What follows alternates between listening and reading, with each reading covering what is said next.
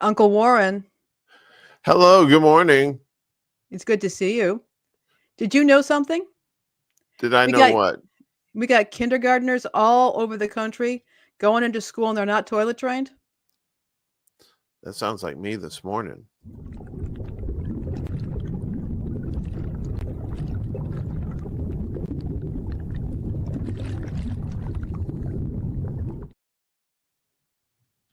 How you doing? Did How you doing? you see? Did you like how I said that? It said that sound like me this morning, not toilet trained. You did not disappoint, Uncle Warren. Oh, I do in so many ways. Ah, In and good so morning to Willie many. Bragg, who's always here for us. Good morning, Willie. He says good morning to everyone at the Undercurrent. For you, it is. It is. It's a Wednesday. It's cloudy here in the Chicagoland area, 60 degrees. It's all sunny here in Arkansas. Yeah, we're getting that. We're probably gonna get that crazy time stuff. You know what I'm saying? Uh, the they said the North's supposed to get like crazy winter weather this year. So, and the South always gets their flavor too. So, Oh yeah, absolutely, and they're far less prepared down here than they are up north. hello, Mr. Lozano. Good morning to you. I hope you're doing well this morning on this hump day. It's a very nice picture there. I like someone who comes to a show in a suit. And a You know, tie. I ate my cereal before. I thought it was rude last week that I still had cereal. I was jealous. I love cereal. I do too. I would eat cereal all day. In fact, I have on a few occasions in college. So, oh, Good stuff. cereal. Cereal. What's your favorite cereal, Uncle Warren? Well, my favorite healthy cereal, I guess, if you can say healthy, Mhm. probably is like the frosted mini wheats. I know that's not very healthy, but I like it for the fiber. Right? I take Fiber One every day. You take a fiber one every day. What I is put it, that? I put it on my top. I have overnight oats, my protein oats, and then it's got Greek yogurt and all that, and chia seed and all that, and then I take a serving of Fiber One and put it on top. It's great, particularly at our age. What about your favorite unhealthy cereal?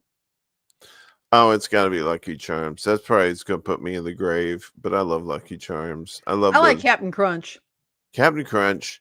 I do like the berries, right? The killer mouth berries. Oh, those are awesome. Yeah, those are Yeah, awesome. yeah. They had they're razor sharp, right? They'll destroy Yeah, the I inside of just your mouth. But and then they made a cereal because they're I sadomasochists know. and said, "Oops, all torture devices." So yeah, that was like out of like some Pulp Fiction or something like that. That cereal. Willie just had a roast beef and Swiss with honey mustard Dijon. I like your breakfast food style, Willie. Willie's fancy. If this was the other show, I'd hit the fancy button. Willie, are you at your office, aka Denny's? He said he was going to his office last night. I think was it last night, Willie?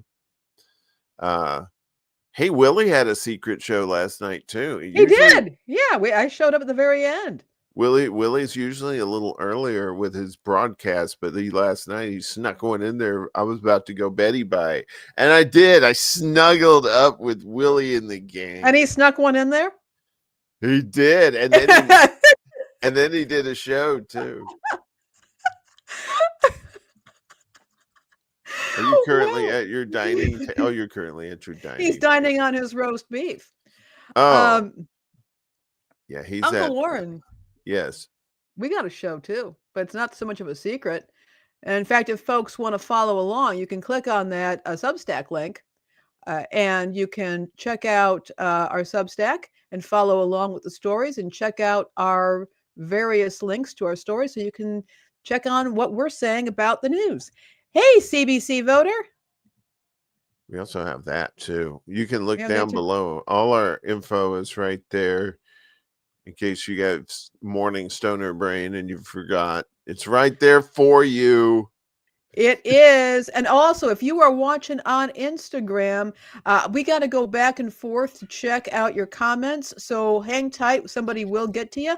Also, I'm just putting in our Linktree link into our comments on Instagram so you can check that out and make sure that you can watch us wherever you want to watch us. We're on Rumble, we're on YouTube, we're on Facebook.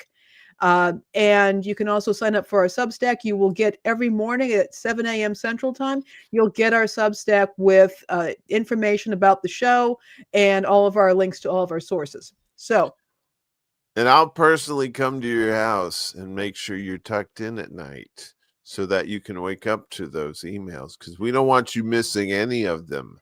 Any of them. Will you bring cereal so the person can eat cereal while they're reading our Substack in the morning? Cereal of the killer persuasion. Because it's October and it's, it's spooky time. It's spooky time, damn it. We got people watching all over the place. We got CBC voter just snuck in here. What's up, CBC? And Kameshwari Kate. Lainey Peterson is waiting for me. Good morning. Look at you. Hey. Good to see you, Kate. It's always good to see you, Kate. It is. All right, so we'll leave that ticker up there for a while so you can get the information, right? Because sometimes people just need to see it instead of just like knowing that it's in a box downstairs to go get later. Like I do in a basement where all things go to rot and never see the light of day again, right? Do you ever have those things? I'll tell you something that did happen. A few weeks ago, my stepfather was out grocery shopping and came back home, and he had thought that he had bought an avocado and couldn't find it anywhere, thought that maybe he had forgotten to bag it in the self-checkout lane, whatever. Last Saturday, my mom and I were out at the gym. We went over to Starbucks to have some coffee afterwards, and I look I just happened to glance under my seat, and there's this rotting avocado. So I go to the restaurant, I grab some napkins, and I'm like down there on my hands and knees on the pavement trying to get this avocado out. And the shell, its rind had got hardened, and when I grabbed it, it cracked open. Ooh. And they're like they didn't have a scraper in the car because they're not prepared for winter. And my mom's just like, just take care of it. It was a real mess to take care of, but it was a very funny. Ooh, was it all gooey and rotten and all that and everything like that? It was like Tales from the Crypt. Please, Magic Coffee, wash that taste away. Oh. But I know. Uncle Warren, we got a show for everybody. Be gone, demons. I know. Quit yelling at me. I'm always yelling at you. She's always yelling at me. That's because you like it. I do. These are tears of joy. Yeah, we got some actual like news. I forgot how to do this. Wait a minute. Okay. I know what we're doing. All right. I know what we're doing. I'm used to doing things the old way, back in time when all we had were sticks and fire and we'd drag our women around the cave by the hair. That's all we knew what to do. That's all the manual said. It says stick, fire, drag my hair. And it was only one page. Sorry. And now you got to wing it. I know, right? Yeah, because you get sued now for the last thing. All right. So let's see if we can do this. I got to share this somehow, some way. Every time I try to share something, I end up leaving the studio because I'm not very smart with me and Wisdom. We really don't get along too well. All right. So let's do this. Bingo. All right. So that's good. We got news for you. So, they recently have the ceasefire in Israel and Hamas But Hamas and everyone who has a brain in their head are kind of side-eyeing this deal like, you kind of have to stop firing and killing people in order for it to be a ceasefire. I mean, does that sound correct to you in your logic there? Hmm. So when you say a ceasefire, what does that sound like to you? People don't go bang bang at each other? People no go bang bang at each other. That is exactly right. Winner, winner, chicken dinner. Because, you know, they've been through this several times. They've been through several ceasefires with Israel. So they know what's going on. And everybody's, what do they call it? Suspiciously skeptical. I think I just made that up. So let's hear what the latest is now. They still have prisoners. They had a prisoner swap, right? But they still have prisoners there. So Palestinian Prisoners Organizations say more than 9,000 remain in captivity under what one official described as unimaginable conditions in an interview with Al Jazeera October 14th. Well, that was yesterday, right? Yeah. Despite the recent release of nearly 2,000 Palestinians as part of an exchange deal with Israel, according to the Palestine Center for Prisoner Studies, at least 3,500 Palestinians are held under Israel's so-called administrative detention, allowing imprisonment without charge or trial for an indefinite time. Okay. Hundreds more seized from Gaza are detained under the unlawful combatant law, also without charge. Among them, 52 women, about 400 minors, and dozens of medical workers, journalists, and civilians accused of incitement. Yes, those 400 minors, Lainey, that are causing incitement. Probably because they didn't go to kindergarten. That's right. I see you. I know a tie-in when I see one there. Well, yeah. I mean, that's part of it. There's no education, no eating, none of that, right?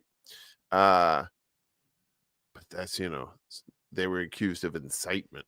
Before the genocide began, Israeli jails held roughly 5,000 Palestinians. That figure more than doubled to over 11,000 by October of this year, dropping to around 9,000 after the latest exchange deal as part of the latest ceasefire. So, like we said, the 2,000 got let go there. The latest ceasefire deal saw the release of the last remaining 20 living Israeli captives in Gaza, marking the third exchange since October 2023, which, according to the prisoners' media office, has brought the total number of Palestinians released since then to around 4,000. But there's still plenty more there. Let's see, what is this? Naji al-Jafarawi, brother of the martyred journalist Salah al-Jafarawi, spoke from Nasser Medical Complex after his release from Israeli torture camps, reflecting on both his brother's death and his own suffering in captivity. See if we can. Okay, so there's a lot of talking. Anyway, I think it says it here if we go here. And so everything that happens to a believer is good. He said adversity afflicted us with Salah, and we remain patient. He urged the world to pray for the thousands of Palestinian hostages undergoing unbelievable suffering in Israeli occupation to torture camps, saying it's the utmost obligation upon every Muslim to carry this cause. Let's see if I go back. I cannot go back. They won't let me. Okay. That's here. Okay, very good. Sorry about that. Very good. So, earlier swaps included 240 Palestinians for 105 Israelis during a 7-day truce, and 1,778 Palestinians for 38 Israelis in January and February. In total, 3,985 Palestinians have been released in exchange for 163 Israelis. And just as a reminder, a lot of the civilians there in Israel, the civilians have been clamoring for the release of the prisoners, to which there hasn't been much consideration by the government, to say the least, as far as getting them back.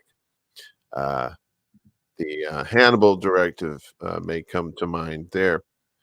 Rights groups describe Israeli prisons as torture camps where detainees endure daily beatings, starvation, humiliation, and sexual abuse. Due to the systemic torture, malnutrition, and denial of medical care, at least 78 prisoners have died in the past 2 years. Samir Zakut, deputy director of Al Mazen Center for Human Rights, said in an interview with Al Jazeera that freed detainees are in dire condition and urgently need rehabilitation. They're coming from one hell to another, he said, from Deir al-Balah, describing Gaza as unlivable and lacking basic medical supplies.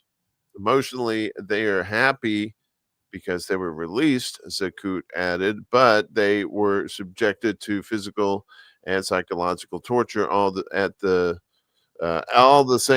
time inside Israeli jails.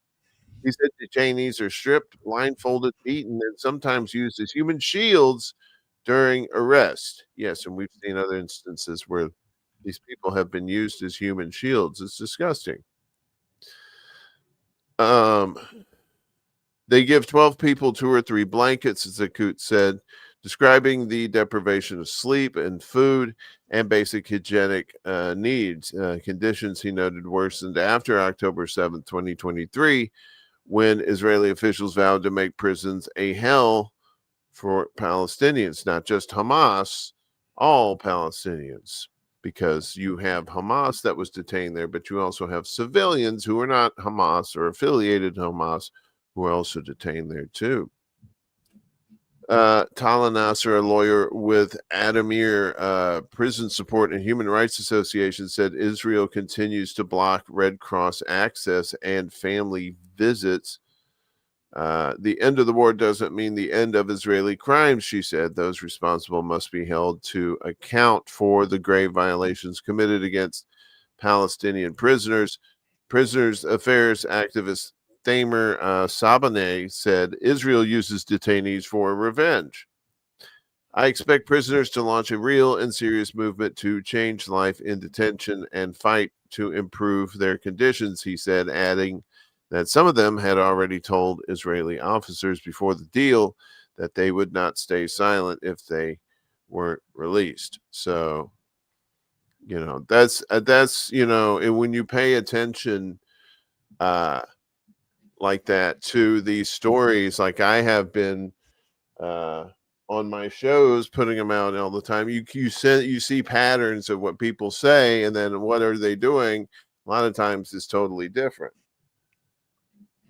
Indeed. Reality does not match the headlines.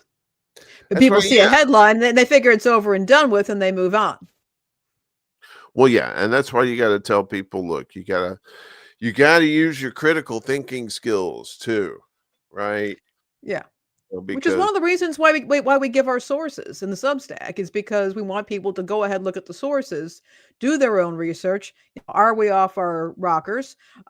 Is this a writer or a position that you want to follow? That's why we give you the sources so you can do your own thinking on this. yeah, I'm definitely off my rocker for sure, but for different reasons altogether. So we got more news for you.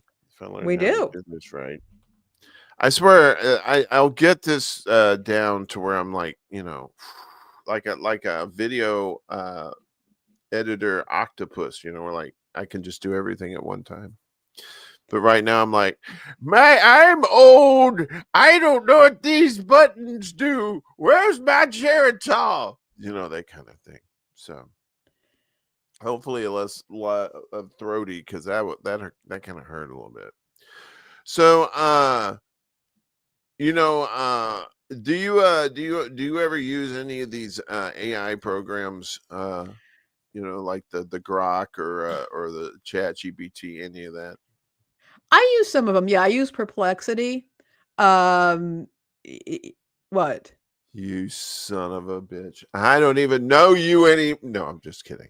But I get that reaction sometimes when people say when you even mention like AI, like Chat GPT and stuff like that. They'll just go, Well, but there's some good reasons for that reaction, and you're gonna talk about it, aren't you, Uncle Warren? indeed. Well, I mean, it's all well and good to I use it on occasion to answer some technical questions that I don't know, and it helps out a lot. But that being said, what is the toll on the communities now as these AIs need power to do that, and Yeah, a lot of power.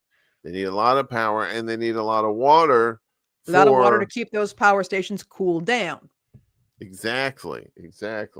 So if I can bring this back into the mix. Okay, so nationwide backlash brewing against big tech's energy devouring AI data centers.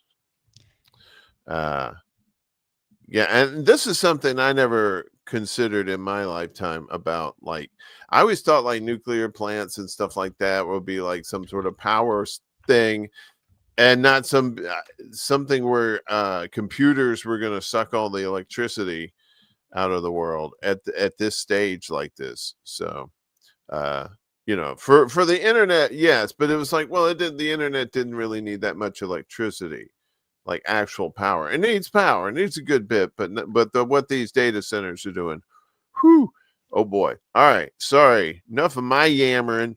America's biggest tech firms are facing an increasing backlash over the energy devouring data centers they are building to power artificial intelligence. Semaphore reported on Monday that opposition to data center construction had been bubbling up in communities across the U.S. as both Republican and Democratic local officials have been campaigning on promises to clamp down on Silicon Valley's most expensive and ambitious projects. A lot of them injured their eyeballs when they were winking hard at the camera and they hurt themselves, right? So in Virginia's 30th House of Delegates district, for example, both Republican incumbent Gary Higgins and Democratic challenger John McAuliffe have been battling over which one of them is most opposed to AI data center construction in their region. In an interview with Semaphore, McAuliffe said that opposition to data centers in the district has swelled up organically as voters recoil at both the massive amount of resources they consume. Yeah, because everybody knows that these resources now are already expensive, and then that last thing you need is some, vacuum cleaner coming in there and making things more pricey. And the impact that the consumption is having on both the environment and their electric bills, right? Mm-hmm. So the electric bills, that's a thing there too, right? Where it's like it's capitalism, baby. More consumption means prices go up, right? For everybody, even though you aren't Yeah. consuming that much. That's the hook. So we're dealing with the biggest companies on the planet, he explained. So we need to make sure Virginians are benefiting off of what they do here, not just paying for it. Something, and that's when the narrator says they're just paying for it. NPR on Tuesday similarly reported that fights over data center construction are happening nationwide as residents who live near proposed construction sites have expressed concerns about about the amount of water and electricity they will consume at the expense of local communities. A typical AI data center uses as much electricity as 100,000 households. Yikes. That's a lot. And the largest under development will consume 20 times more. So the largest one will be 2 million households worth of electricity. NPR explained, citing a report from the International Energy Agency. They also suck up billions of gallons of water for systems to keep all that computer hardware cool. Yes, that's right. People forget computers aren't just out there just having a good time, whoop-diddy-doo, in the sunshine, taking in the waves and enjoying, putting some suntan on. No, they have to stay cool, and you need water to cool it. Cool, like Marty Robbins sang about, right? That cool, clear water. Cool, clear water. You remember that? No? You're No. too young. See what I did there? I got a little Yeah. compliment, and I did. So You did. data centers' massive water use has been a consistent concern across the U.S. The Yep. Philadelphia Inquirer reported on Monday that residents of the township of East Vincent, Pennsylvania, have seen their wells dry up recently, and they're worried that a proposed data center would significantly exacerbate water shortages. Well, I would think if their wells are drying up now, yeah, those data centers just going to just scoop up whatever's left. In fact, if you're like some sort of engineer scouting out places like that, you would think you would try and find an aquifer that was a little bit more juicy than a dried up well in somebody's backyard, right? One would think, but we Well, wouldn't have this show if people were thoughtful. yeah, I know, right? That's true. We'd probably just look like a couple of cranks, like, why do onions taste so bad on a Thursday? Meanwhile, they actually are giving us. Who let you in this house? They're giving us some material to work with. That's all this show will be. Maybe do people just want us just yelling at imaginary people the whole time? Like, I told you no Funyuns. I want onion rings. I want the real thing. Anyway. Yes, I'm sorry. People are asking about the kitty. Yes, that's Ned. Maybe he'll make an appearance later on. We'll see. He's very angry with me because I'm starving him to death. But do go on, Uncle Warren. There's no kitty here. If there is, his name is Oh Shit, Call Animal Control. He's probably wild. Anyway, where were we? Shahu? Okay. So okay. This is what's been happening in Mansfield, Georgia, community that for years has experienced problems with its water supply ever since tech giant Meta began building a data center there in 2018. As BBC reported back in August, residents in Mansfield have resorted to buying bottled water because their wells have been delivering murky water, which Did they we not said. learn anything from Flint, Michigan? Don't answer that question. Yeah, that's a rhetorical question, but the answer's nobody's learning shit. Except the people in Flint, they're the only ones, and they're like, why don't anybody else understand this? Because it hadn't happened to them yet. Once it happens to them, then all of a sudden they understand quite well your situation. So as BBC reported back in August, residents in Mansfield have resorted to buying bottled water, which that in itself is not safe either, because you can't keep it in that plastic for too long. All that plastic will seep in there. It's awful, also expensive and wasteful. Exactly. That cat said it too. That cat said, "Damn right." Yeah, I heard that cat. He's had it. Yep, you heard him. That's a you heard my kitty. Cat. Yep. That cat said, "Me no, not meow." So because their water was murky, which they said wasn't a problem before the Meta data center came online. How about that? It was all right before, but then Meta data center came along. All of a sudden, the water's shit. How does that happen?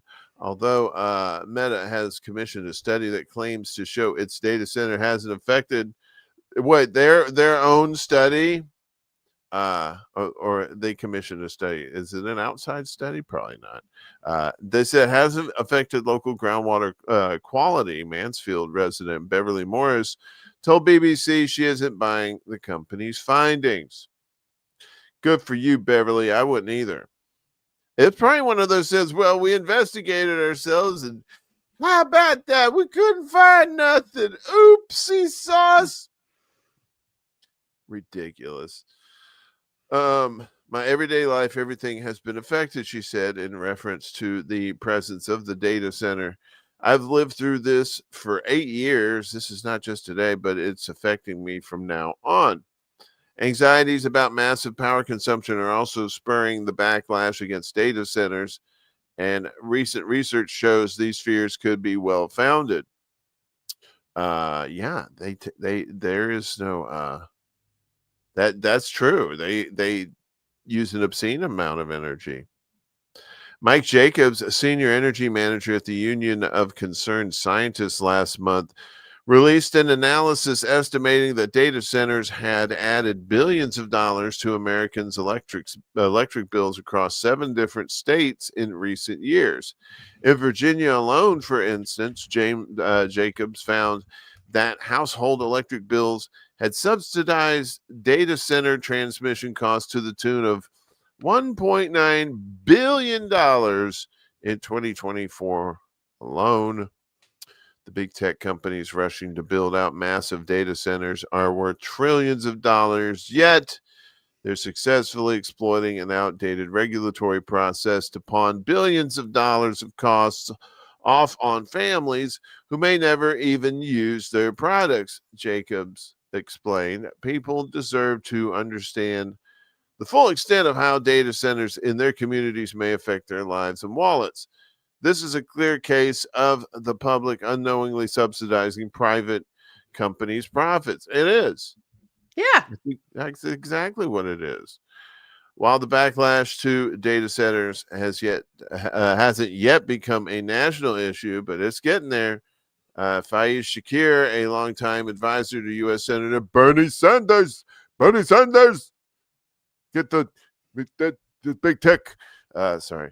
Predicted in an interview with Semaphore that opposition to their construction would be a winning political issue for any politician savvy enough to get ahead of it.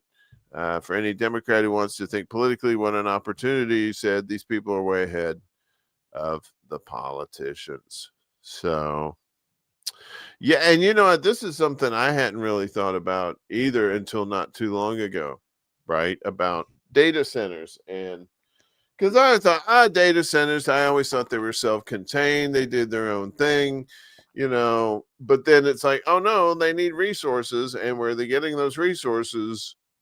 And here we are. Yeah, here we are. And of course, this is nice for bottled water companies because if people's water is undrinkable or at least very suspect, they're going to buy bottled water, which means more profit for them. And many of the bottled water companies are just getting their water from municipal supplies. Mm-hmm. So, boy, water has become a racket. Yeah, and like we said, you can't store water in plastic indefinitely. If you have like glass bottles or something, you can store it in there. That's fine, but that's the racket. Like you said, people will buy these things and then they won't want to keep them around too much longer, so they'll throw away whatever they have. And you got the plastic going back into landfills because recycling's a joke, and yeah, it's all of it. We know it's just it's the whole kit and caboodle right there. So, and for what, and to what end? For to grow the things that are stealing people's jobs. And we're going to talk more about that later, Uncle Warren. Look at that. We got a lot going on. All of it ties together. It all ties together. It's all part of the fabric of time and space, because there's billions of stars. That's what's his face. The guy with the hair. You know what I mean? Yeah. You know that guy with the hair. The hair. He's a smart guy. He wasn't a fun guy. He didn't grow on trees. But See if I can. That was not good. Mm. MMMM in disapproval. Yeah. Speaking of disapproval, guess what? The government's running out of money, kind of thing. Sorta. Sort of, kind of, not really, but federal workers are about to be, as federal workers, to get their final partial paychecks as the shutdown continues. This lady's pointing up into the sky. She says, "Whoever smelt it, dealt it." At least she's taking accountability there. Virginia Fox, with two X's, the chair of the House Rules Committee, said on Tuesday that the federal shutdown is set to enter a third week because of a stalemate in the Senate, and as many as 400,000 federal workers will receive their last partial paychecks. Today, 400,000 federal workers will receive partial paychecks. This will be the last paycheck that these federal workers receive until Democrats grow a spine and reopen the federal government, Fox stated to reporters. Last week, after 7 unsuccessful votes to reopen the federal government, the director of the White House Office of Management and Budget, Russell Vought, announced the initiative of layoffs. The OMB said earlier in the day that it will proceed with layoffs of non-essential federal workers while maintaining pay for U.S. troops and law enforcement. On October 12th, U.S. President Donald Trump announced that he had issued an order to ensure active duty military personnel receive their pay on October 15th. Isn't that today? Isn't that today the 15th? Yes, that's today. Despite the ongoing government shutdown, which is now entering its second week. I was entering in its third week. On October 14th, House Speaker Mike Johnson, Mr. Personality himself, warned. He is. He's got that haircut, and he just looks like he's ready to sell you a house somewhere in Michigan. So House Speaker and part-time freaky guy Mike Johnson warned that the shutdown could become the longest giggity in American history as he refused to negotiate with Democrats until they agree to reopen federal operations.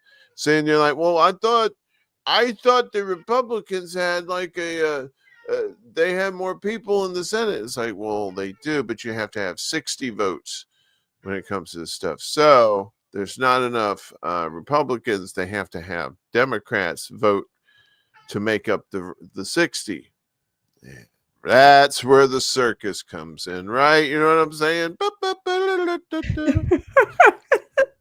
Oh boy, here we go. Okay, so warning that the nation was barreling toward one of the longest shutdowns in American history, reiterating that talks would only resume once Democrats hit pause on their health care demands and reopen the government. I believe it has something to do with ACA concessions that the Democrats are trying to get that nobody else cares about.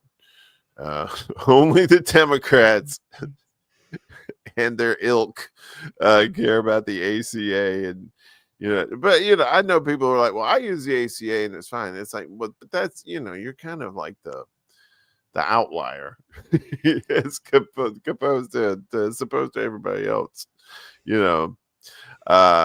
So holding a majority in both chambers of Congress, Republicans accused Democrats of using the vote on their already House-approved continuous resolution to roll back certain restrictions in the One Big Beautiful Bill. One Big Beautiful Bill, yeah. Particularly concerning Medicaid and Medicare for undocumented immigrants. Previously stating that he could leverage the government shutdown to implement significant staff and pay cuts, Trump suggested that Democrats would bear the brunt of these consequences. Oh, yeah? And then Kool-Aid busted through the wall. So the shutdown continues there, El Capitan. What do you think about this whole government shutdown thing? It does not inspire any kind of faith in the electoral system or any of the people who have managed to make it into the political class. It just doesn't. Kind of makes Um, it like a waste of time to actually go through that process at this point. yeah, that clearly nobody particularly cares. The thing of it is, you got a federal worker who's not getting paid. That's between them and their employer, which is, of course, the federal government. It doesn't mean that the person isn't obligated to pay their rent.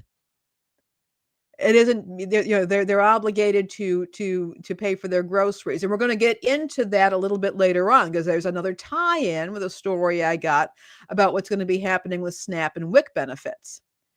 So it doesn't address the fact that people have to put gas in their cars.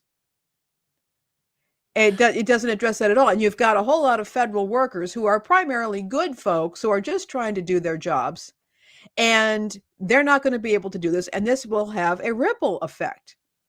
Landlord doesn't get money, and it doesn't get their money, and they have a choice to evict a government worker who they know isn't responsible for this, or to possibly the landlord can't pay his or her mortgage. We've got kids who can't get to school, people who are going to be making choices between eating food and paying a heating bill. Yeah. Or buying bottled water because their local water supply is all murky now because of AI.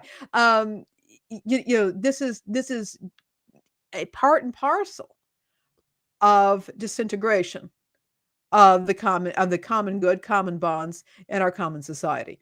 And the fact that this is being taken just in stride at this point, it's kind of like school shootings. School shootings used to be big news. Now they're commonplace. And now it's government shutdowns. And the thing is that there will be most people will be able to bounce back, but there's always going to be that group of people who can't bounce back. And each time they're not coming back up. Right. And that leaves another group of people who are down and are going to stay down. And the more this happens, I think the worse things are going to get. Yeah, and that's the thing. It's like nobody has to be down with we're the richest country in the history of the world. I mean, what Supposedly, more or less, I guess. I mean, we they keep telling us that, right? we've got this massive homeless problem. We've got homeless encampments. I mean, right. I remember when this was sometime back in Chicago, but there was a homeless encampment. They actually were pretty well organized, and the city was dispatching trash cans and toilets to them. So the city was helping people to remain homeless and living under viaducts on public land. Yeah. I mean, it become so normalized, and it has become so normalized for there to be this extreme poverty, which is harming local communities. We've just gotten used to it. The same thing with the school shooters or mass shootings. Here we are. And it's all normal. And now we've got these federal shutdowns, which is just another symptom in one great big festering boil of disease. There we are. And they're all systems of a failed state, or at least you called it, Uncle Warren. It or a failing state at least, right? Yeah. And you've got like your 2 or 3 at the top of the iceberg in the water that are just clinging on to things, and meanwhile everybody else is sliding down. Now, how long is that going to last before something else changes things, right? What's up, Yonina? Good to see you. Always good to see her. Such a supportive person, always giving me good tips on Facebook. Keep them coming. I do love hearing from everybody. Check out our link tree. And if you need to send us a tip, you can do that there. You're also welcome to tag me on social media and let me know about stuff. We can't always run everything, but I do appreciate knowing about it. And I can be following that for you. Thank you so much. Yep. Oh, what do we got here? Okay, Peace Dove. For years, my husband, who was a federal firefighter, every time government shut down, it would take months for us to straighten out from the mess, always before Christmas. Here we are, right before Christmas, right as the 3i Atlas is passing by too. That's a little suspicious too. We'll save that for another time. Speaking of Yeah. which, we got Chuck in the house. What's up, Chuck? Chuck's intergalactic Visiting UFO our show. planet or watching from above. Yeah. Yeah, if you haven't checked out Chuck and his show, I mean it's rocking. And any claims, I refuse to confirm or deny the rumors that I and General Warmonger are the same person. Really? I've I heard refuse so to many confirm or deny. rumors. Listen, I was on MySpace the other day and I heard so many. It's how in touch I am. I was on MySpace. Look, I was on AOL the other day, and you will not believe the things I heard. Oh man. So what's this next story we got about Amazon, Uncle Warren? Actually, I was wondering. I think I showed this one to you. Yeah, some I breaking believe news. so. Yeah, some This is breaking the news. breaking news. We got we need a breaking news thing. I think, do we have a breaking news thing? I don't think we do. We We do. might in the future though, if I learn how to do this correctly. So Amazon cuts 15% of HR jobs as AI spending continues. AI coming for HR. See, yeah, you've got AI I love that it. You gotta love it. It's the HR jobs. right, yeah. And part of what they do for these HR jobs is they get these AIs to read resumes that come in. Right. So now you don't even have human eyes on resumes hardly anymore. They look for keywords and stuff like that. So you would have to run your resume through an AI thing and say, make this so delicious for AI eyes. You know what I'm saying? And then your resume looks totally different than a conventional one. So that's another thing too. We have to change the ways we look for jobs, I guess, to fool the robots. So Amazon is reportedly planning a widespread series of job cuts in various corporate divisions. Those cuts could include up to 15% of the tech giant's human resources staff, Fortune reported late Tuesday, citing multiple sources familiar with the plans. I know, right? HR getting laid off is I don't even know if that's ironic, but it sounds like it should be ironic. So aside from HR, other areas of the company's consumer business are also likely to be affected. Two of the sources said. The Fortune report notes that the cuts are happening at a time when Amazon is seeking ways to reduce employee costs while spending heavily on artificial intelligence products and infrastructure for in-house use and as an enterprise offering. Getting rid of humans. Amazon has said it aims to spend more than $100 billion in capital expenditures this year as it expands its cloud and AI data centers. This follows a series of layoffs in other parts of the company earlier this year, including consumer devices unit, the Wondery podcast arm, and in Amazon Web Services, AWS. At the time, Amazon noted that it was still hiring throughout the company, including AWS roles. While those layoffs came soon after Amazon CEO Andy Jassy, and you can't spell Jassy without the J and the Y. See, you thought I was going to go for the obvious, but I didn't go there. Said that artificial intelligence would lead to job cuts. The company stressed to payments. That's the name of this. This is payments.com. Payments. Yeah, it's a good website. They track a lot of stuff. It's good stuff. They're very good at trackers. At the time that these cuts were not connected to AI, but instead followed a review of areas that could be streamlined. So Payments has reached out to Amazon for comment about this latest round of cuts, but has not yet gotten a reply. What? Amazon replies to everybody, don't they? Wink, wink. Ow, I hurt my eye winking again. Jassy in June, which sounds like an 80s pop ballad duo. Jassy and June, ba ba boo, it's Jassy and June. So Sorry. Jassy and June sent a message to Amazon workers saying that employees who have learned to use AI will be in a better position to be a part of the company. He added that Amazon's corporate workforce would likely shrink in the next few years as the company embraces AI. Well, as the people making the money embraces AI. I don't think the rest of the company is embracing it when they're getting replaced by it. Calling it the most transformative technology since the advent of the internet. Those who embrace this change become conversant in AI, help us build and improve our AI capabilities internally, and deliver for customers. Will be well positioned to have high impact and help us reinvent the company, Jassy said in the message. Research from Payments Intelligence from the report. Workers say fears about Gen AI taking their jobs is overblown. Found that more than half, 54% of workers said that generative AI posed a significant risk of widespread job displacement.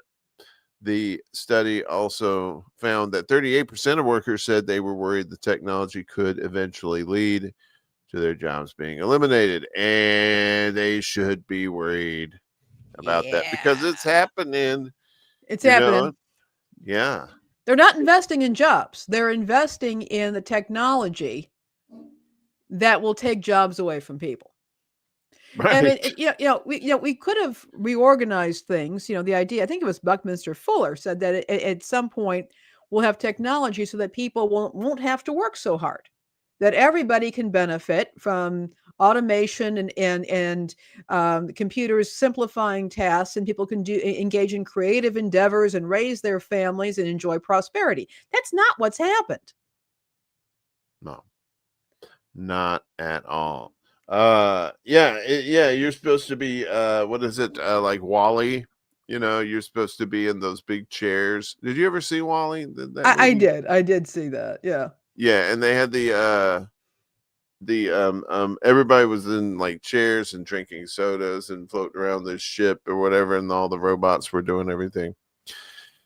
I think that's what they did envision even back then, because you saw like in the Jetsons, right? You had the robot maid Yeah. there, All right, Mr. J. And that was my what was her name? I can't remember her name. I don't remember her name, but now what it is that, yeah, okay, we're going to eliminate your job and we're going to leave you to rot. Yeah. You and We're your gonna family to rot. We're going to be, we have surplus people over here. They're not coming back. They're not getting jobs back. They're not going to be able to achieve any level of prosperity. And we're going to leave them to rot. Right. Whereas employees actually used to be kind of cherished. Important. Yeah, Yeah. it used to be important.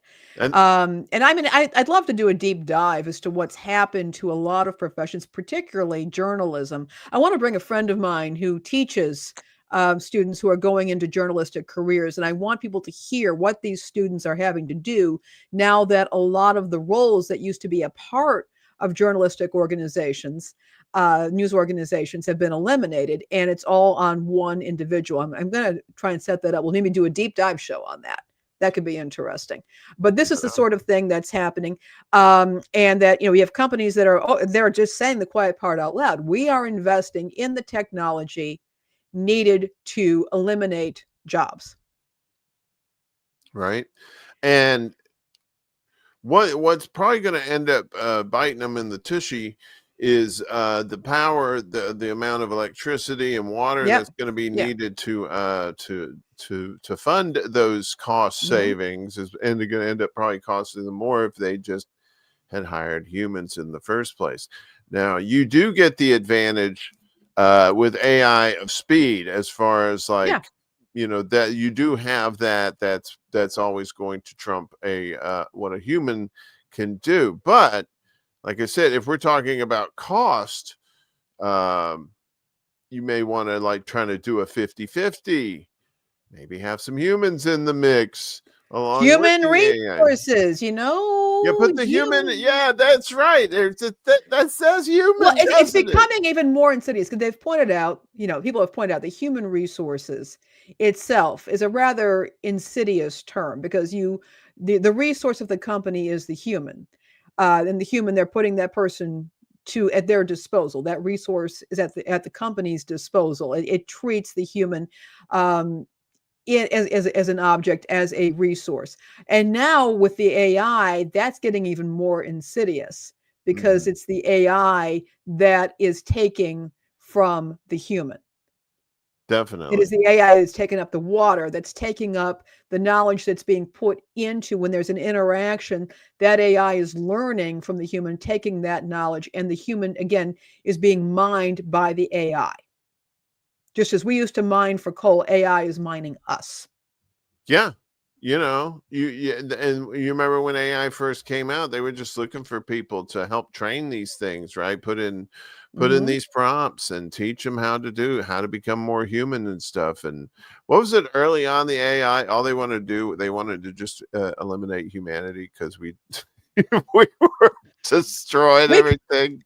We kind of suck. Yeah, there you go. And yeah, they're talking about Dune on here, and that was part of it. You should not create a machine that replicates the human mind. I forget the exact wording that Frank Herbert used, but yeah, I mean that was, he was very, very prescient. Octavia E. Butler is looking at the collapse, the failed state. Was looking at that a long time ago, and Frank Herbert with Dune was looking far ahead to see what was Right. going on, and there we go with that. Um, yeah. Yeah, and you had the Matrix too that told if you've ever seen Animatrix, they're like a vignette of different uh animated shorts that go along with the movie. And they have this one where they bridge the gap. They kind of tell you why the robots revolted is because they were being abused by the humans. They went and did their own thing. They came back, very efficient. Everything they did was just like, they could like, they were very, what is it, formidable opponent to the rest of the world. And the humans didn't like that. So that's where you see all the bombs and then the darkening of the sky and Yep. then all this stuff. And then the robots won anyway. So, the moral of the story is be nice to robots, folks. When you use your chat GPT, say please and thank you, because you never know. Uh, they might be instead of like turning you into a human battery, they may say, you know what? This guy said thank you. That's pretty cool. Yeah. And then they let you I don't know what they'd let you do. It probably wouldn't be cool anyway. Just forget I said that. So you when you was talking about this the other day, our big catch of the day that's happening. Wait a minute, I gotta do the thing. There's always a thing. I should have some sort of sound effects where it's like, woohoo, I got to fit. No, I'm not gonna do that. That's crazy. So back in 2019, late 2019, early 2020, you started seeing people getting sick from what they thought was the flu. But as we all know, that turned out to be something else. And in that time, we had children who were born into that era. And now these children are old enough to go into kindergarten. So we got for the catch of the day the children unprepared for kindergarten. So you want to take it away there, I want to talk a little bit about what's been going on. Back at that time, as everybody knows, or most people know, I was the host of Civically Minded, and I began when I was reporting on what we called COVID-19, because at the time YouTube was censoring any show that mentioned COVID-19. And we would call it COVID-19, or I called it the global health crisis. And one of my beats on the COVID thing was the fact that children were being pulled out of school and they were supposed to be learning at home, despite the fact that teachers, particularly at that point, grammar school, kindergarten, early childhood education teachers, were not being trained to teach children remotely. I don't even think that's a great idea.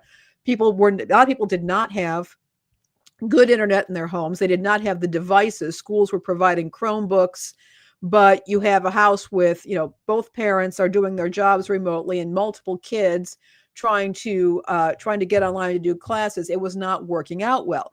And we had reports at that time of, I think one school leader called it 9-year-old dropouts, where there were kids that were, that were no longer coming back to school. They didn't know where the kids were.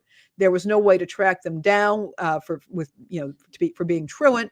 And that was happening at that time. And as I said, at this point, this is a bill that is going to be coming due in 10 to 18 years, where we're going to have a whole bunch of kids who don't have basic skills.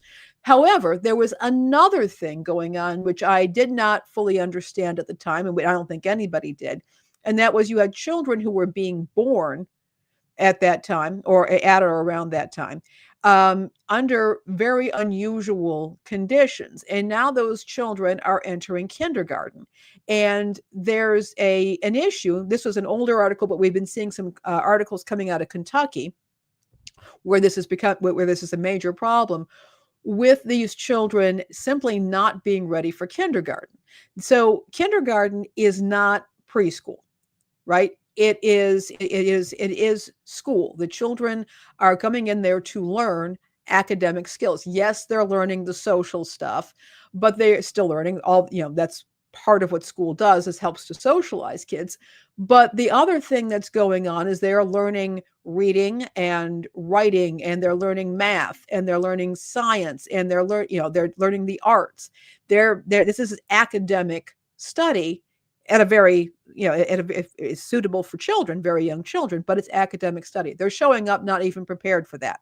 Some of them are showing up, they're not toilet trained. They may have a poor intersocial skills, and it is an issue. Now, some of these children are proving to be resilient, and most children are proving to be resilient.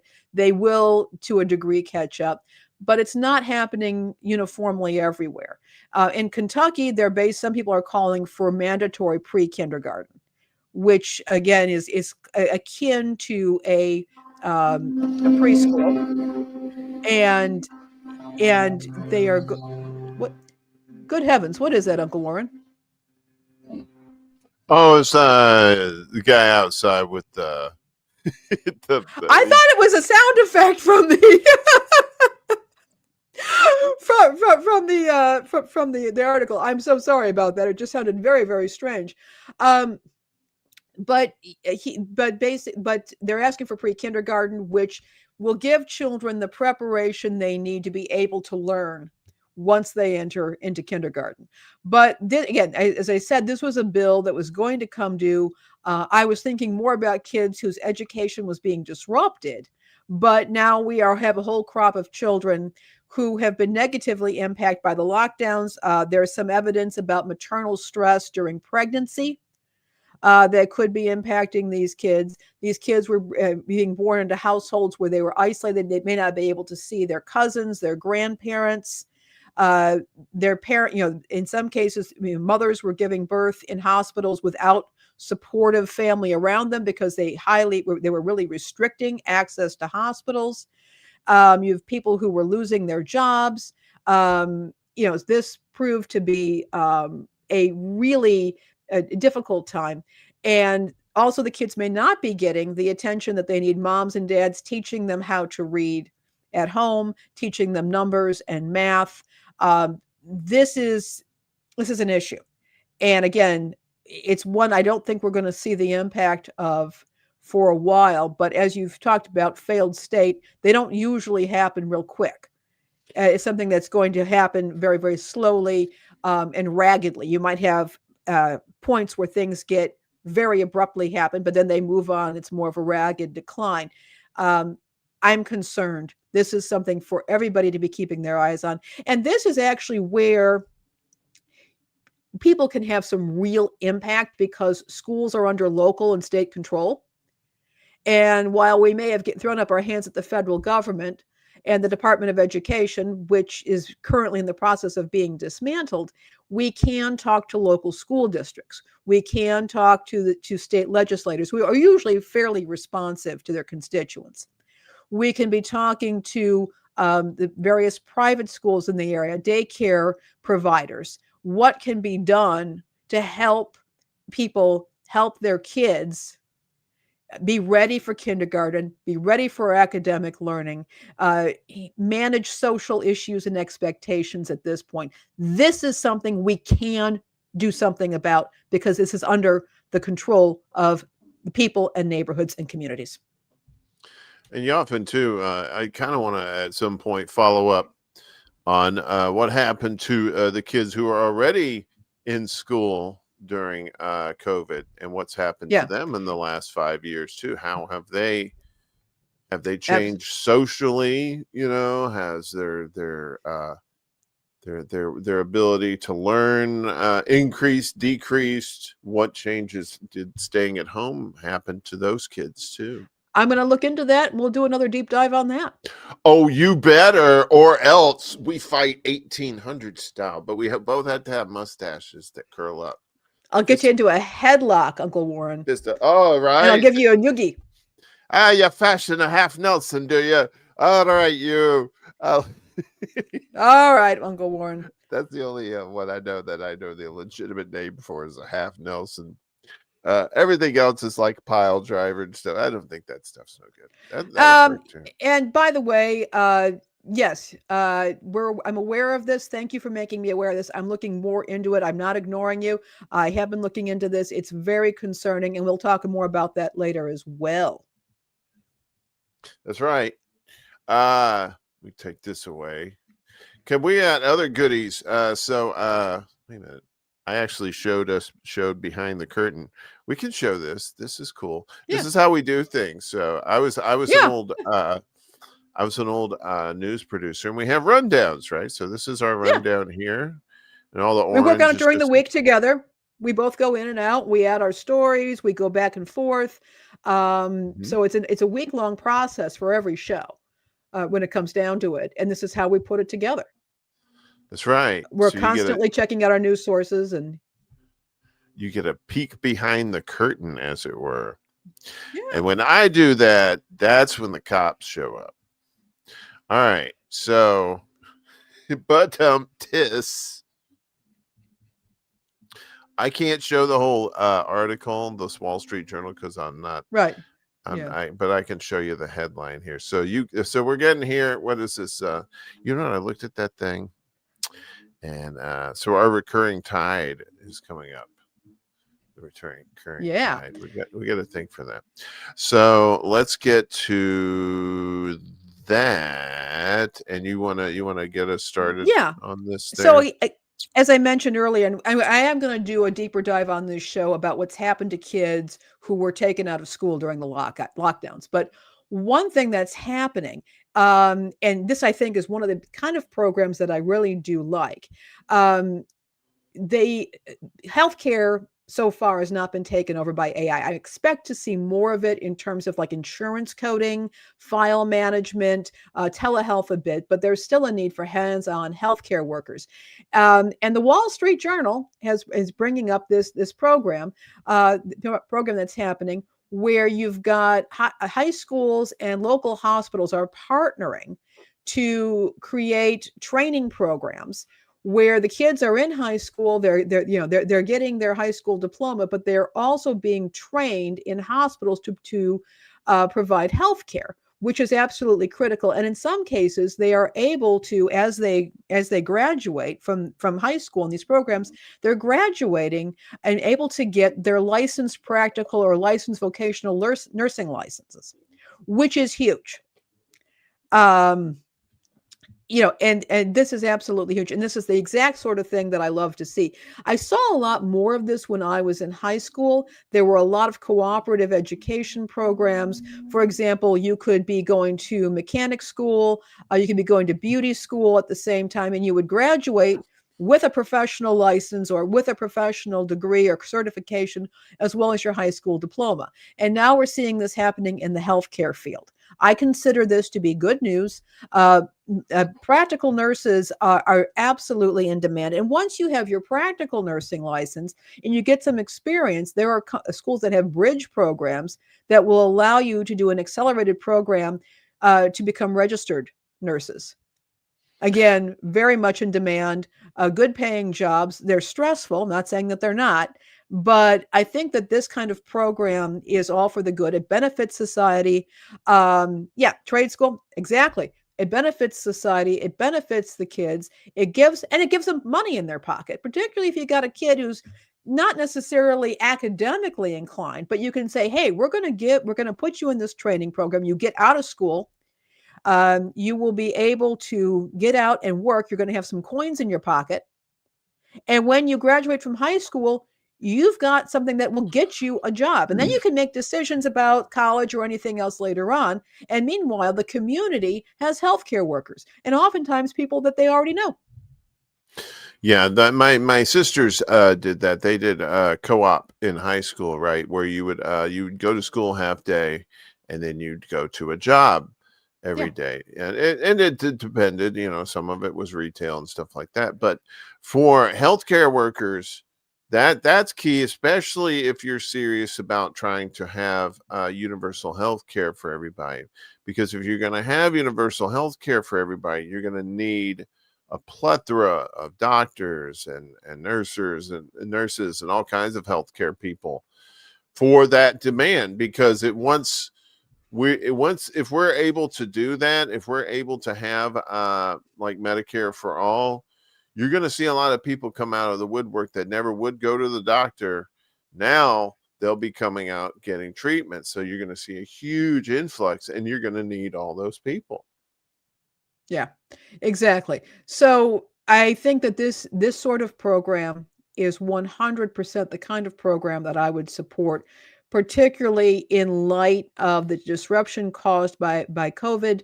Uh, that let's give these kids an incentive to stay in school.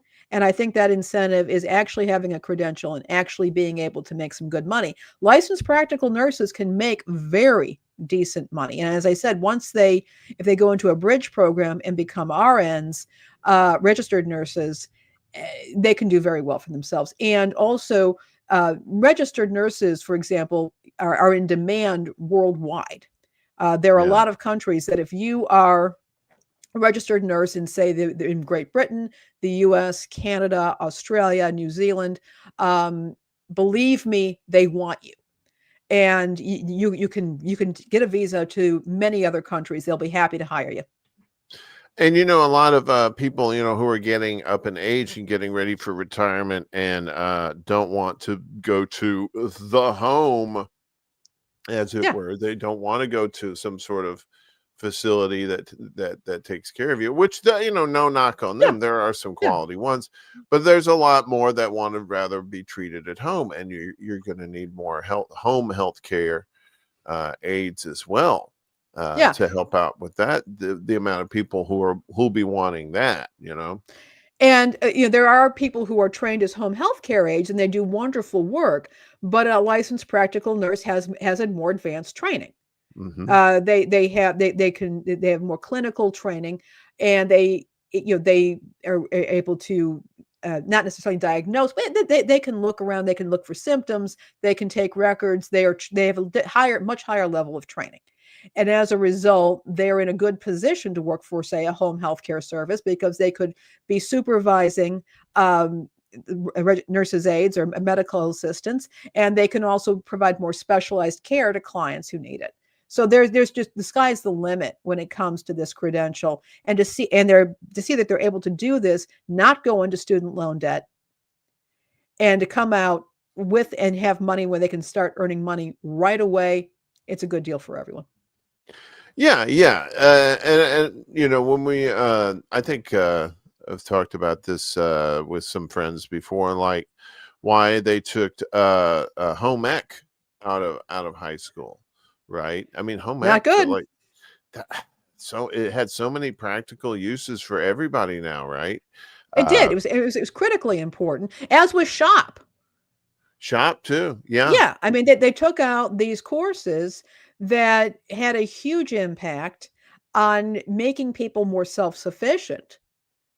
Exactly. Home Yes. economics was it was launched by feminists who wanted to show women's value in a time of industrialization. Right. And but the people, boys and girls were learning incredibly valuable skills. Sewing, we had sewing. There was cooking, and then if you took a shop class, or if you took basic electronics, you learned how to do these things. You would know how to do them on your own. Personal budgets too. You'd learn how to do personal Yeah, budgets for your own self, And that's the thing. It's like if people learn what a personal budget is, they may understand how different it is than it is like the budget of the United States government uses. It's a totally different system, But your personal budget is different. But a lot of kids don't know that. They don't know about budgeting and stuff like that. But as these prices keep going, hey, everybody gonna learn how to budget. would anybody be interested in it? Just a little quick little show of hands here. Would anybody be interested in some of Auntie Lanny's struggle meals, where I show you how I dive bomb the clearance sections at grocery stores and pre-make a bunch of meals for pennies? If you want to see I some think videos of me doing that, I would love to do them for you if you're interested. you should totally do that. Like point out different kinds of places that you're going to and stuff, and the stuff that you're getting at these places. And I can show you how I prepare it. Look, folks, clearance is where it's at. Clearance is where that, man. My best coup so far down here was right after Easter. I got a half ham, 9-pound half ham on the bone for $4.50. Mm, I cannot tell you how many meals I made out of that thing. yeah. All right. So I'm going to do some struggle meals. We're going to put it on the Undercurrent. This is not going to be a culinary channel, but it is going to be news you can use and investigative reporting. And I'm going to do my investigative reporting, showing people how they can make tasty meals, have them prepped so that they can bring them to work, or they can have them in the freezer. And I will show you how to do that. We're going to get it started, Uncle Warren. You teasing me with a culinary channel. I don't want it no more. All right, I'm fine. All right, we got to move on here. So college radio, like doing some Beastie Boys, they're fighting for its right. Yeah. Okay, so here's where it's getting a lot of fun around here. Essentially, you heard my report the other week about what happened with this historic college radio station, that there was a backdoor deal where the university, Cleveland State University's administration effectively handed over the station to a local nonprofit that runs public media outlets. And this was done under the table. The students were not really made aware of what was going on. They disrupted. The students were told about this over a Zoom call by a university administrator. The school's programming, their transmitter uplink was cut mid show. A young man was doing his thing. The young jock was doing his thing. He was cut mid sentence, and the students who ran this place and had been doing so for a very long time actually were escorted from the building by campus police. The funny thing is that and this happened on National College Radio Day. It was absolutely disgusting. And the funny thing about it is that the organization, and I forgive me, but the name escapes me right now, that had taken over the station. They have their own independent newsroom. Their own independent newsroom is being very critical of their parent organization on this. So this fight is not over. We've been hearing from a lot of people on this particular issue. People are outraged. The community is outraged, and there's internal dissent on what's been happening here. It really is a situation that is continuing, and we need to be vocal about this. And let Cleveland State know that they really messed this one up. Idea Stream Public Media is, and they changed it to a light jazz. Jazz Neo. It says right here, Jazz Neo. That means new jazz. It was just it's just been a disgrace. Letting y'all know that I am keeping tabs on this story. This fight is not over. And this is not the way that you treat your young people. And it certainly isn't the way that you treat media outlets, independent media outlets. And it really was. It was a student-run station. The money for the station came from student activity fees, and it was a student organization that was running this. Well, you obviously are discriminate against the light jazz community, who obviously clamored for this change to happen. Don't be so selfish, you non-light jazz listening to person, you. How dare I said good day. I'd rather listen to Dead Air than Kenny G. I stand by my statement. Isn't that the same thing? But Ooh. Mary, get me some more sticks. I broke that one. Yeah. I mean, why do you have college radio if it's not for the students?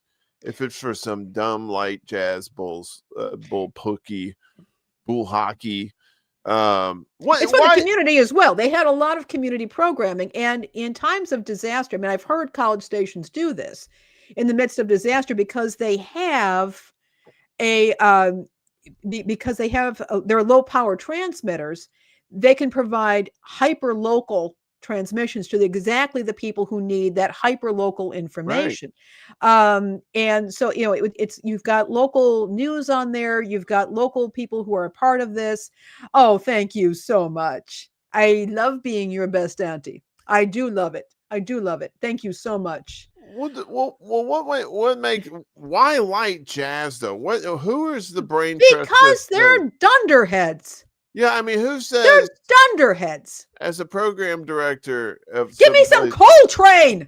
You're like, I'm at a college. This is a college radio station for college students. What do all college students like? Like jazz. Of course.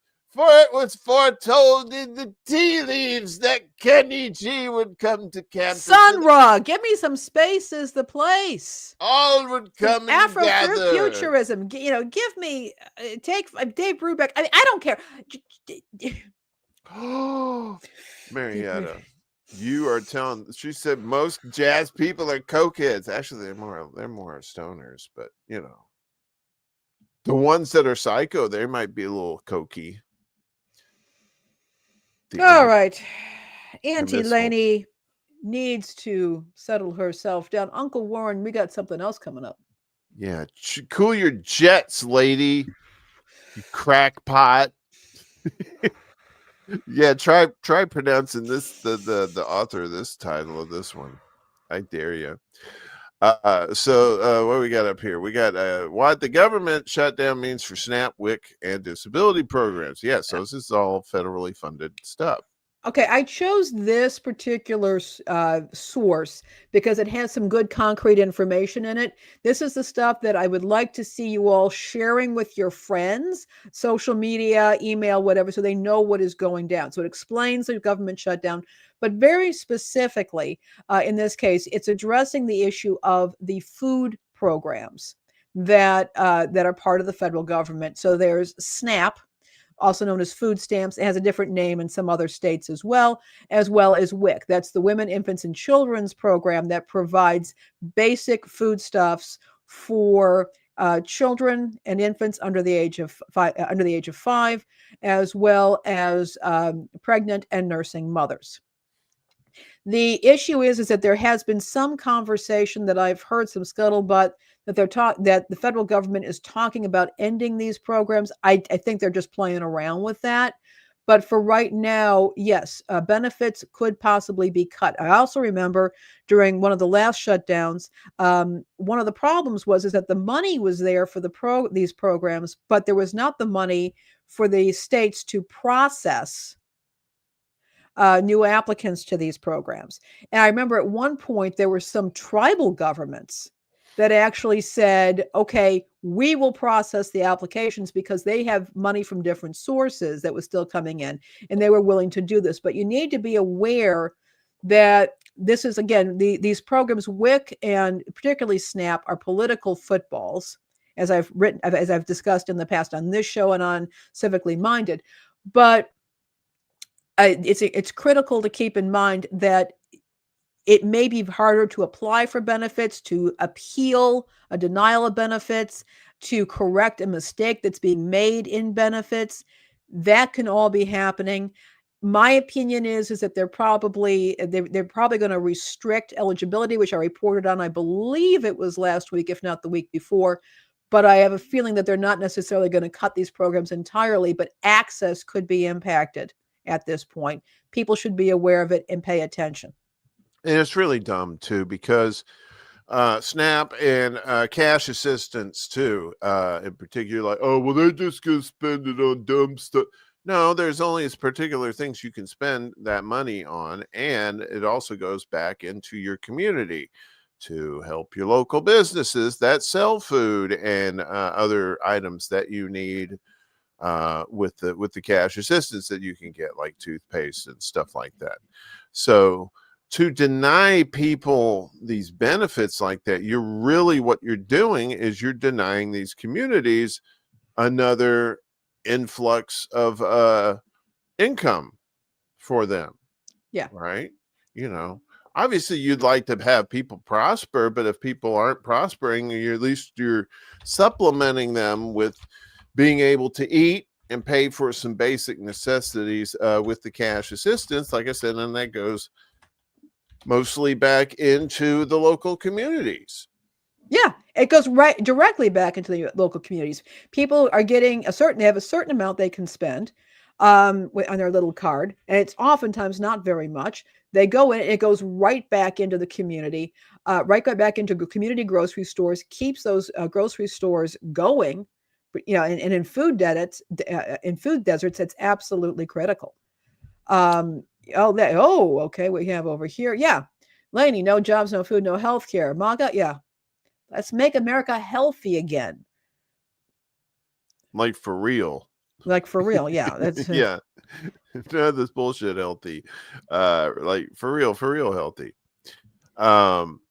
Yeah. So I that's one that always just I could never figure out why especially particularly during the pandemic, you would think that money would be flooding into SNAP and cash assistance, as well as these other programs as well. I mean, they put some into some programs, but and they did the top off for unemployment. I remember that. That was a yeah, Trump but that was thing. an election year. And that was an election year, yeah, because right after the election, yeah, there we go. There you go. So you got another one here. What about AI chatbots? What is this? Well, remember what I reported on? This is one of the continuing things I reported on, how Meta is using your chatbot convos to target ads and content to you. And I warned people. We warned people. What you put into a chatbot, what you're discussing there, does not necessarily remain private. This is not necessarily a private conversation. Right. And it can be used in all kinds of ways. Well, here, let's say you're just having to talk, you're having a conversation with a chatbot. Maybe you're working on a book. Maybe you're just curious. Maybe you're in a bad mood. Maybe you're tripping balls. And that could be used against you in a criminal trial. And we know how wonderful our criminal justice system is here if you don't have the money to hire a bunch of lawyers. Be careful what you say. The bottom line is this: if you have a criminal case or even a civil case against you, and somebody gets a hold of your chatbot conversations, we're looking at a future where that could be used against you. And if it's something like, if it's something involving unaliving somebody or threatening to do so, that could absolutely be used against you. Well, yeah, you have they check your phones, they check your social media, they check out all that. So I mean, and that's just another extension of it's browser based. I mean, you have apps that do it, but there's also the browser based AI too that they could easily access as well. And it's just another avenue of information for them, another insight about you, particularly whatever they're trying to get you to talk to you about or to prosecute you about. So Yeah. um By yeah, the be way, careful. Chuck, these are fighting words about waffle fries. And I may, as I've said, I neither confirm nor deny my relationship to General Warmonger, but I might try to tag her on X and let her know about your next movements. Yeah. Oh, you done messed up now, Chuck. She has lethal aim too. You know why? Because she eats waffle fries, and that's what helps with her aim. Yeah. What happened? So, yeah, I mean, obviously these things. I mean, it could be like one of those things where it's a trap, kind of thing. General Akbar comes on there and tells you it's a trap. Yeah, because you don't want to put like too sensitive information in there. Uh, like I said, I use it for like more technical type stuff. If I mostly speak in generalities when I'm talking about stuff that I need information about, and then oftentimes it'll say, oh yeah, it's this, and that's not true, and you tell them no, that's not true. It's supposed to be this, and they go, oops, oopsie sauce, I didn't know that. They try to be all friendly and stuff. It's like, no. So you got to be careful too, because they're wrong sometimes. Yeah. You have to double check everything. Double check. Double What is check. it? Measure twice, cut once. All right. All right. And then we got some more. We got the press pond. Oh yeah, hang on a second. We got a lot of lily pads in that press pond. The press pond. Yes, indeed. Let's get to the press pond here. Who is this? Bob Ross. What's up with Bob Ross here? Well, what happened is, of course, now they're defunded the Corporation Public Broadcasting, and so now public stations are now having to do a lot more fundraising, and they're using they're auctioning off some of Bob Ross's paintings. He made his career on public television, and so it seems quite sensible at this point that they're auctioning off his paintings. One thing I do want to mention about this is, I mean, we can make criticisms of of public broadcast stations. Many of them are very much in the pockets of corporate media, of corporate corporations who are the big donors. But here's the thing: in a lot of small towns, rural areas, public stations are a lifeline. TV and radio, they really are that lifeline. That they bring in programming like Sesame Street. They bring in news and information and documentaries and things like that to these communities. And I'm kind of being a little bit lighthearted here with the Bob Ross paintings, but just gives you an indication of, if you live in an urban area, we're spoiled for choice when it comes to media. That's not the case in rural communities. And this is where we are. We're auctioning off Bob Ross paintings to fund. Yeah, and even in the rural areas, some people are like, well, I got satellite TV. I get all that. Well, not everybody's got satellite TV either. Especially in the rural areas. I still see 2025. I still see antennas outside of people's houses. Very interesting there. And they should fund public television. Bring that back, all right? And stop this arguing about what's woke and what's not, because it's all about helping kids to understand, teach them stuff, right? To get them to enjoy like the arts and music and entertainment and stuff like that. But, I'd be scared to be a little kid growing up today. What about you? I'm plenty scared. Plenty scared. This is yeah. It's weird. It's deja vu. I mean, we grew up, you and I, because you and I were born 2 weeks apart. We grew up in an age where we thought we were going to be bombed. We're all going to be nuked, and then that fear just went away, and then all of a sudden, deja vu. Yeah, I know. It was like a fear sandwich, right? We got fear, bookended fear, and in the middle, not so much fear. It's crazy. And it was all Sesame Street and just fun stuff, and we didn't have a care in the world. Then we started learning stuff, and well, that all ended. all that sweetness ended. So Yeah. Meanwhile, we got Pete Exit. He's changing the Pentagon press policy Yeah. again. He said the defense secretary demanded that reporters agree by 5 p.m. Tuesday to a new policy under which they would need to pledge to not obtain or use any unauthorized material, even if the information is unclassified, or hand over their press badges in the next 24 hours. What? Yeah. That's so stupid.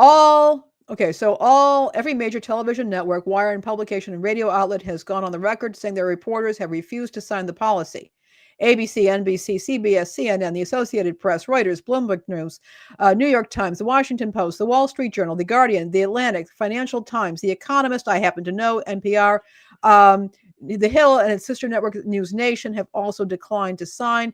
I believe Newsmax, several right-leaning news organizations, including Fox News, Washington Times, and Newsmax, have balked at the policy. The lone outlet that agreed to the rule as of Tuesday evening is One America News Network.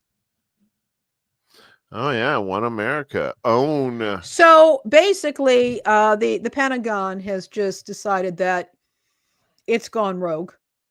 Mm-hmm. The Pentagon's gone rogue. That it is no longer accountable to the media. The media, which was established in the Bill of Rights as a critical institution in our system. And you were talking about failed states earlier, Uncle Warren. Yeah, when your military is basically telling you what you can and cannot say about them, and they're a government entity, that's a no. You can't do that. You can't tell people if they don't like what you're reporting on them, that's or they won't let you have access. It's government. We're going to have access to it, whether Hegseth likes it or not. Yeah.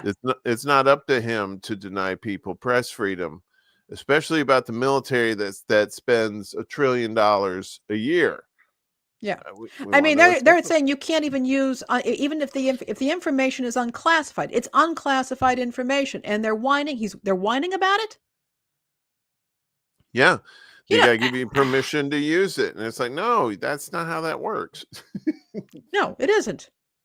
That's not how the press works. All right. But see, that's what they're doing. They're twisting this stuff like this. They're trying to push people and trying to see what they'll take. And if you'll take it, they'll put that little stopgap there, to make sure you don't fall back on that position. And then they'll keep pushing and pushing and pushing. So, you got one more here. And I got this woman gives me the creeps. Oh, Kristi Noem. Yeah. Airports refuse to show Department of Homeland Security Secretary Kristi Noem video blaming Democrats for government shutdown. Well, I mean, do you really need that at the airport? We don't need it at the airport. And look at these zombie people. She's like, we don't need that. I mean, it's bad enough seeing the occasional Fox News in the airport lounges. And it's not, look, I consider myself to be alt-centrist when it comes to political orientation. I'm not a progressive. I'm sure as hell not a liberal. But I consider myself to be an alt-centrist and a communitarian in the Christian tradition, but that's another story for another time. Nobody needs to see this crap at the airport. I mean, her ads about self-deportation, encouraging self-deportation, annoy me enough. But the idea of putting this stuff in the airports, and I say good on the airports for saying enough, although it does. Again, we're not. I'm looking at this. I'm looking at National Guard members, troops being brought into other states. This ain't looking good, Uncle Warren. No, and you don't need this dumb stuff here at the airports either. Right. She says in the video, it's TSA's top priority to make sure that you have the most pleasant and efficient airport experience as possible while we keep bashing Democrats. While we keep you safe, according to MSNBC. However, Democrats in Congress refuse to fund the federal government And because of this, many of our operations are impacted, and most of our TSA employees are working without pay, says Noam, whose department oversees the TSA. Yeah, this is just blatant propaganda, trying to get people to keep them divided, right? Keep them The in the. TSA is perfectly capable. Well, it was until they cut their funding. But the point, they stop paying their people. But the point is that it's perfectly capable of letting people know at the airports what needs to happen. The airports, the airport management can do that. We don't need the Department of Homeland Security further terrorizing people who are just trying to get from one place to another.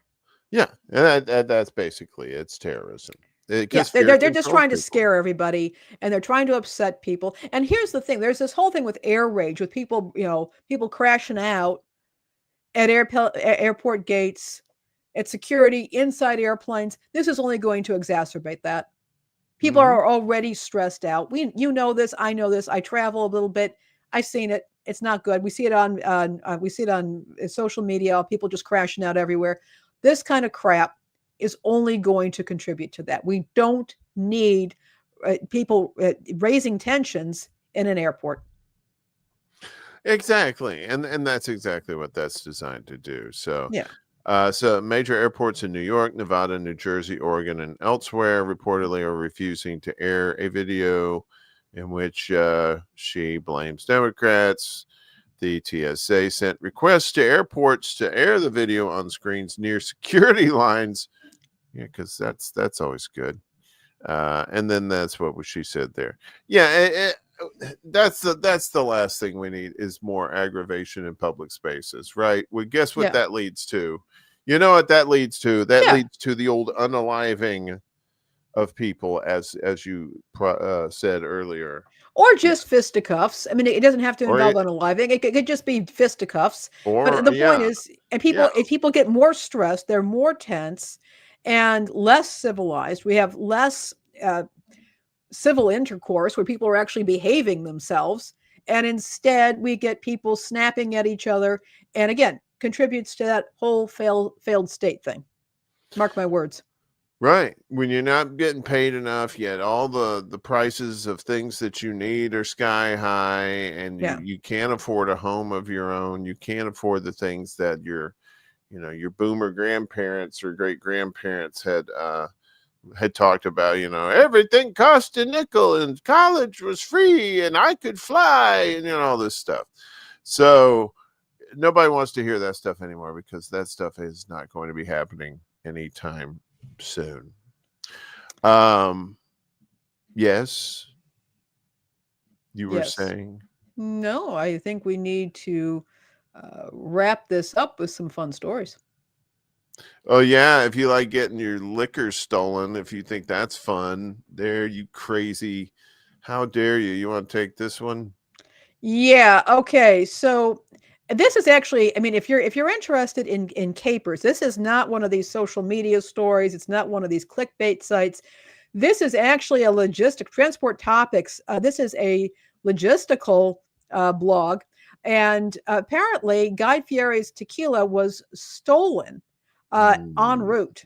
Effectively, what apparently happened uh, that thieves were able to forge carrier identities, spoofed GPS data to make a load of tequila look like it was going one place when it was actually going somewhere else.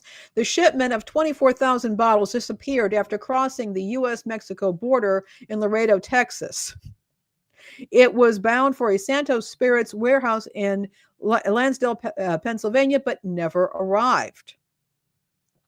The company's logistics partner hired a carrier that rebrokered the job to another firm, which turned out to be fictitious. Mm. They forged documents, phony email accounts, and fake phone numbers to make them appear legitimate, and then basically were able to take the load and divert it to, well, parts unknown. They were able to recover 11,000 bottles in a Southeast Ooh. LA warehouse. The second truck and its cargo remain missing. Well, we know where it is. Yeah, they found out it was his tequila, and they're like, "Okay, we'll take this back." Yeah. Have you ever had any of that tequila? No, I'm not a tequila person. How dare you? I'm a wine girl. You can be both. You can cross over. That's terrible about Guy Fieri's I know, but stolen I tequila. think it's fascinating because it's on an industry blog. This is not, not just a funny story. It's on an industry blog because they were able to use technology to create a fictitious company who was working what was supposed to be a reliable third-party contractor. They instead were working with a company that did not exist, that was able to forge GPS to make it look like the shipment was on time, and then they got it somewhere else and then sold it. This sounds like a reboot of like Smokey and the Bandit. Like that something like Yeah, they're trying to yeah. steal Guy Fieri's tequila and they had to ship it. But instead of like, like using CBs, they're using like laptops and cell phones and stuff. That'd be terrible. You can't do Smokey and the Bandit without that's just blaspheming. I'm sorry. Yeah, no Burt Reynolds or Sally No, Field. Yeah. I mean, come on. Or Jerry Reed. Come on. That's you just I don't even want to hear it. It is that time of year. It's Rocktober. And that means pumpkins. You like pumpkins? I like pumpkin. I like some little bit of pumpkin spice. Oh yeah? How about 2,346 pounds of pumpkin spice? Ooh. The spice must flow. Yeah, the spice flows here. That's for sure. It's California growers 200,346 pound pumpkin wins world championship. There it is, right there. That looks like a pumpkin.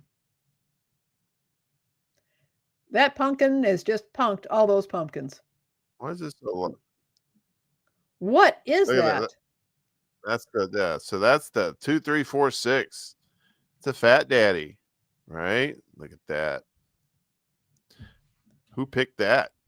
So a California grower's 2,346 pound pumpkin was dubbed the top gourd at the 2025 Safeway World Championship Pumpkin Way Off in Half Moon Bay, California. I was the top gourd last year, but for different reasons. My lawyer says I shouldn't speak about it in public. Santa Rosa man Brandon Dawson, whose 2,465 pound pumpkin was the runner up in 2024's Way Off, took the top spot at this year's event. Travis Geinger, who last year's contest with a 2,471 pound pumpkin, said the pumpkin he attempted to grow for this year's Way Off ended up splitting earlier in the season, so he attended the 2025 event to cheer on his friends as a spectator. Holy shnikes. Dawson was awarded $21,114. $9 per pound of delicious pumpkin. Right? Big ass pumpkin. I love those big ass pumpkin contests, but that's a life right there. You got to be all up in that life. You do. Because it ain't like growing a house plant, like you're growing. But you know what? I think I'm gonna grow some thyme, maybe some mint, rosemary and sage. I just put it on my little back window. So you cannot put 2,346 pounds on your back windowsill and expect to have a back windowsill anymore. Can you guess the top pumpkin producing state? Wherever Charlie Brown is. Yeah. Because that's where the pumpkin patch is. That's where the great pumpkin is. Number 3 is Pennsylvania. Number 3 is Pennsylvania. All right. Number 2 is Indiana. I'm going to say number 1's Illinois. I'm going to say Illinois because I'm a homer. Come on, Michigan? Chuck. It is Illinois. Hey! Uncle Warren was right. We about that pumpkin life. We about that pumpkin life. We about that pump. Whoop, whoop, whoop. Pumpkin. This is me lifting a big ass pumpkin over my head. 2,346 pounds of pumpkin deliciousness. All right. That was silly. But that was fun stuff. I'm glad we ended on a high note because the rest of that stuff was kind of bleak. Yeah. It was really bleak. Just a tad bleak. No, we ended with pumpkins and tequila. Pumpkins and tequila, exactly the way nature intended. We should have some more pumpkin-y goodness throughout the month of October. We got 2 more of these, 2 more in October, and then it's November, and then Then we're getting into we had pumpkin. Then we got the pumpkin pies. Yeah, but it's not October anymore. Once it gets past October 31st, it's like. But Uncle Warren, I'm going to be in Chicago in November too, so it's going to be. No, that's going to be good. That's going to be fun. That's fun stuff. No, I like the November through December, and then you get past the holidays, and then you got winter without anything in it. The January, February, you're just like our birthdays. Oh man, we're going to have to do some kind of a birthday celebration like midway between our birthdays, Uncle Warren. I know, right? Because we're both turning that crazy age. I know. Heinz 57 sauce. It's coming. Oh, we're going to have some fun with this one. Yeah, we're going to have a Warren and Laney birthday party. Uncle Warren, Auntie Laney.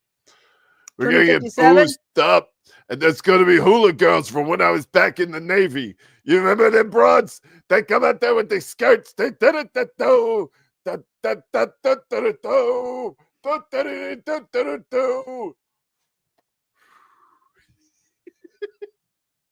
I got a hat for that somewhere around here. Anyway, all right. I love you, Uncle Warren. Yeah, we got to get out of here. But look, folks, I just put it in the chat. Our Undercurrent for you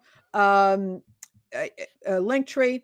You can find all of our information. If you need to send us a secure news tip, go to the Proton mail. Otherwise, you can just send to our regular mail. Do subscribe to our Substack because you will get a notification about the upcoming show at 7 a.m. Central Time every Wednesday, and you will have a list of all of our outlets as well as all links to all of our stories. Please, for the love of God, oh God, please. Please. Please. Yeah, sorry I wasn't on yesterday. I had things to do, but that's all right. I knew today was coming. So it's always a pleasure to do the show with you. I love working with you, Uncle Warren. It's a good show. We got some really great folks in the audience. I really appreciate y'all coming out for us. Yeah, and please do like, share, and subscribe. If you're not subscribed, please do share the show and hit that like button, hit that ring bell button so you get notifications. We really appreciate it. It does a lot for us. Yeah, it's subscribe to the Substack. It's free. And you get all the links to all the stories we were talking about today here on the Undercurrent. Any other final thoughts? Anything else there, Laney P? We got a lot going on, Uncle Warren. We got a lot of talking to do. Want to hear from our folks about what they want us to do on this show so that we can serve them at this time. That's what we're here for. Mm-hmm. We're eastbounded. Watch those bandit run. Tying it all together. Peace out, everybody. Happy October. Right. Woo!